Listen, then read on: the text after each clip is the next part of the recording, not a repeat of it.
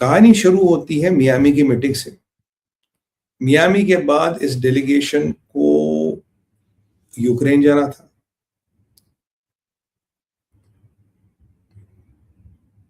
Zelensky को पिछले Monday मिलना था यूरोप के लीडरों से, और उसके बाद, उससे पहले ट्रंप को था पहले मैं आपसे मिलूं, उसने कहा नहीं तो पहले यूरोप के लीडरों से मिल, और उसके बाद ज़ेलेंस्की को जाना था ट्रंप से मिलने, और उसके बाद ये प्रपोजल जाना था व्लादिमीर पुतिन के पास। ये वो दिन की मैं आपको बता रहा हूँ घटना जब पुतिन यहाँ आने वाले थे।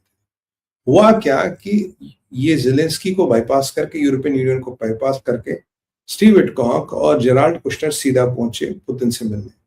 5 घंटा 5 मिनट पुतिन के साथ 1 to 1 ऐसी मीटिंग चली। पुतिन ने प्रपोजल रिजेक्ट कर दिया, भाई तुम्हारा प्रपोजल हमें समझ नहीं आ रहा, जय माता दी, जाओ। ये जब ये प्रपोजल रिजेक्ट हुआ तो इनका गुस्सा बढ़ा, कहता यार ये तो बहुत गड़बड़ हो गई। तो इन्होंने फिर ज़ेलेंस्की को, अब पुतिन ने बता दिया भाई हमें क्या क्या चाहिए, हमें क्या नहीं चाहिए, इन्होंने वो प्रपोजल ज़ेलेंस्की को भेजा।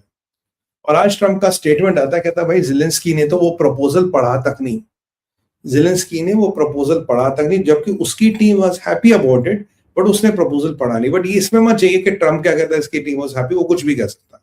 कहता भाई ज़ेलेंस्की ने प्रपोजल पढ़ा तक नहीं, and Trump is very upset with. अब यहाँ कई सारे खिलाड़ी और कई सारे खेल उतर गए हैं मैदान में। अब कहानी क्या, कहानी ये है कि एक बड़ा इंपॉर्टेंट टैंगो बन रहा है यूरोप, ज़ेलेंस्की, अमेरिका, रशिया का। जो नया नेशनल स्ट्रेटजी डॉक्यूमेंट आया उससे सीधा है कि Europe is a civilisational liability, इनसे कुछ नहीं मिलना, खत्म है ये। तुम अपना रशिया के साथ एक कॉर्डियल रिलेशन रखो और ऐसी इक्वेशन रखो कि रशिया यूरोप के साथ ना भिड़े और ये यूरोप बर्बाद ना हो, कि यूरोप में तुम्हारे कमर्शियल इंटरेस्ट भी है, which should be safe guarded, और उसको सेफ गार्ड करने के लिए इन बेवकूफों को रशिया से भिड़ने से रोको। ये ट्रंप का डॉक्यूमेंट कहता है। अब इसके लिए जो कार्रवाई हो रही है, जो कार्रवाई ट्रंप कर रहा है, यार मैं पहले ये लड़ाई रुकवा दो। तो अब लड़ाई रुकवाने के लिए ज़ेलेंस्की को प्रपोजल भेजा। ट्रंप कह रहा है भाई ज़ेलेंस्की ने तो प्रपोजल पढ़ा तक, he has not even read the proposal. और कल फतेह में क्या हुआ, रेलवे जंक्शन गया, वो स्टोरेज पॉइंट्स गए, पावर जनरेशन गया, वो सब मैं कवर, कितने ड्रोन, कितने missile, that we already covered yesterday, I am not going to repeat the same. अब जब ये ट्रंप से बात कहता भाई ये क्या हो गया, तो ट्रंप बड़ा कह रहा जी ऐसे तो बात नहीं बनेगी। तो फिर एक खेल शुरू हुआ। ये अजरॉफ करके बंदा है। अजरॉफ कौन है? अजरॉफ आपके एक्स प्राइम मिनिस्टर ऑफ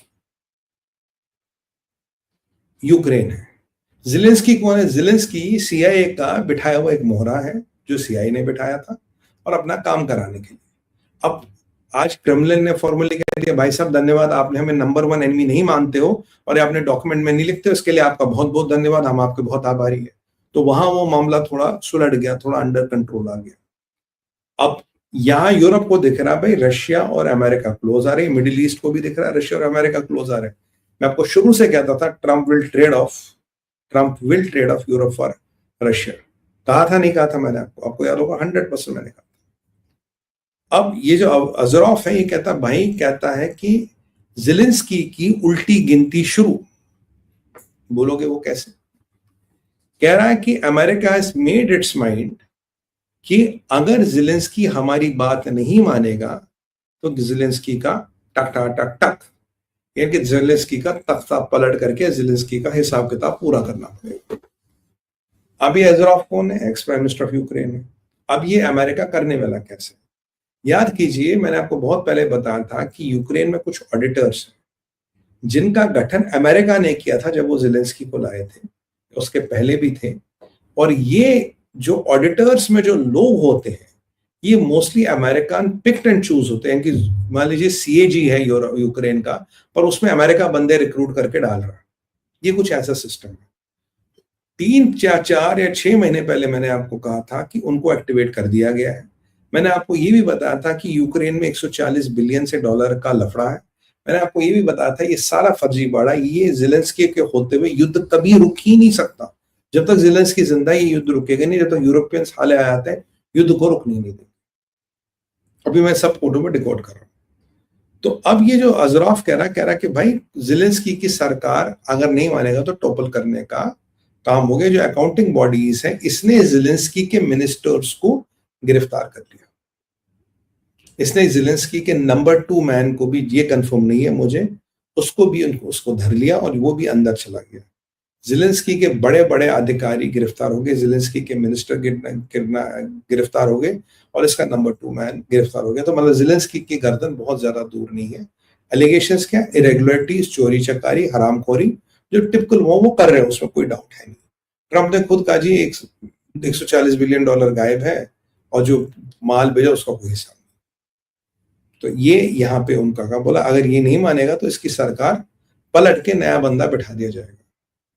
तो ये ट्रम्प और अमेरिका का मानना। अब ज़ेलेंस्की की क्या पोजीशन है? वो आज जा रहा मिलने अपना France, Germany, I think Italy, I think Finland और कुछ यूरोपियन लीडर्स से। फ्रांस, जर्मनी, यूके तो खैर होगा ही होगा। तो यहां से मैक्रोन कह रहा है कि ऐसा ना हो कि यूक्रेन का फैसला हो जाए और हमें पता ही ना हो, हमें इससे बाहर रखा जाए। वो जर्मन चांसलर कह रहे हैं कि भाई अगर एक भी जमीन का टुकड़ा हुआ दिया गया, ये हमें एक्सेप्टेबल नहीं है। पुतिन कह रहा जमीन नहीं लोगे तो मैं वैसे ही जीत के ले लूंगा, तुम्हारी मर्जी है, दो तो नहीं तो मैं जीत के ले लूंगा। और यहाँ फिनलैंड का बंदा कह रहा है यार हम पूरा ज़ेलेंस्की के साथ हैं, हम पूरा यूरोप के साथ हैं। और जॉर्जिया मेलोनी की इटली थोड़ा आगे पीछे घूम रही है, आगे आगे पीछे, वो दोनों साइड खेलने की कोशिश करे, which is being smart, which is not too bad. तो जॉर्जिया मेलोनी ये कर रही है। और यहाँ पे जनरल रूट का एक स्टेटमेंट आता है। जनरल रूट को नेटो का हेड कहता है कि we cannot leave, you cannot abandon Zelensky and Ukraine, हम उसको अबैंडन नहीं कर सकते। तो क्या मतलब, अगर जनरल रूट ये कह रहे हैं तो क्या मतलब अब नेटो अमेरिका से बगावत करेगा, नेटो अमेरिका के अगेंस्ट जाएगा? अगर नेटो अमेरिका से बगावत करता है, अमेरिका के अगेंस्ट जाता है, नेटो की जो पावर है वो तो अमेरिका से आती है, माइनस अमेरिका, नेटो के पास कुछ खास ताकत तो है नहीं। तो ये जनरल रूट का स्टेटमेंट सुन के मैं थोड़ा थोड़ा सहम गया। What does he want to do? कोई नया पैराडाइम तो नहीं खुल रहा। अभी आज ज़ेलेंस्की की मीटिंग हो रही है यूरोप के लीडरों के साथ, सारे मिले पड़े कि हमें बैठना, हम बैठेंगे, हम डिसाइड करेंगे, हम बताएंगे, हम करेंगे। और अब उसका आउटकम क्या होगा हमें पता लगेगा। फिलहाल हमारे पास उसका आउटकम है नहीं, will come to know how does it look like.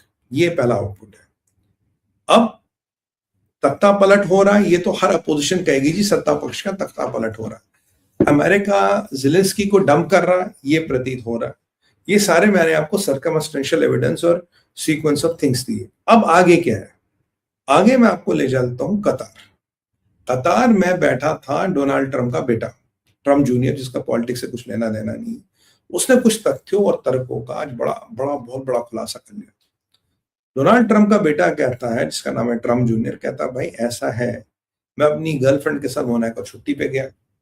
कह रहा मोनाको में जितने भी रईस थे, जितनी भी सुपर कार्स है, बुगाटी एंड ऑल, बुगाटी बार बार कह रहा था, याद कीजिए दुनिया की सबसे महंगी बुगाटी ज़ेलेंस्की की बीवी चलाती है।